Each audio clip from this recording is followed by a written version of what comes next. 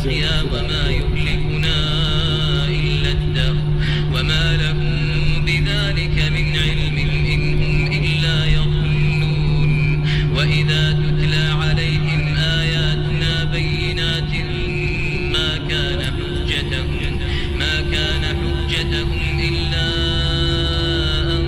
قالوا ائتوا بآبائنا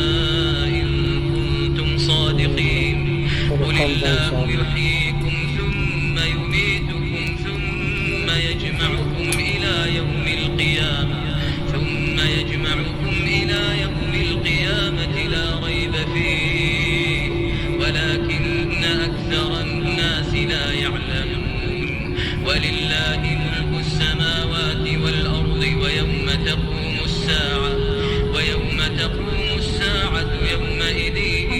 يخسر المبطلون وترى كل أمة جاثية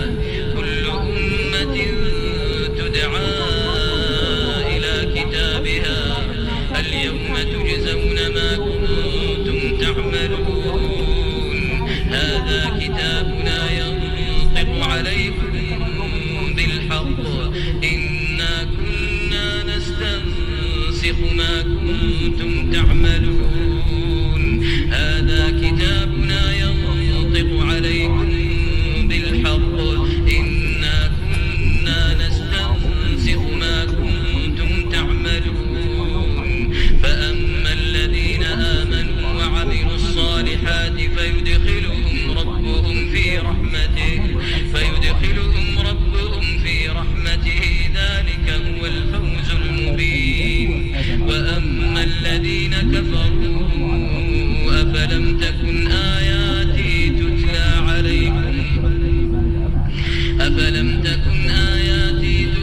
عليكم فاستكبرتم وكنتم قوما مجرمين وإذا قيل إن وعد الله حق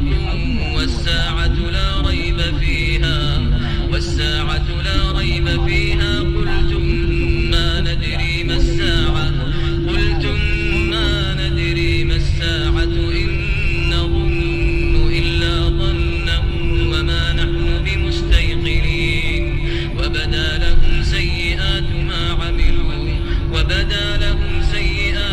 عملوا وحاق بهم ما كانوا به يستهزئون وقيل اليوم ننساكم كما نسيتم لقاء يومكم هذا ومأواكم النار وما لكم من ناصرين ذلكم بأنكم اتخذتم آيات الله هزوا وغرتكم الحياة الدنيا فاليوم لا يخرجون منها ولا هم يستعتبون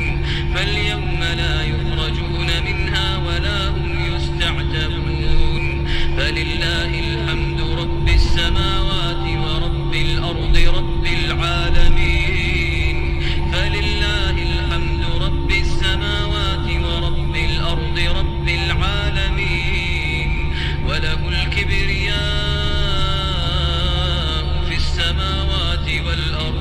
وله الكبرياء في السماوات والأرض وهو العزيز الحكيم.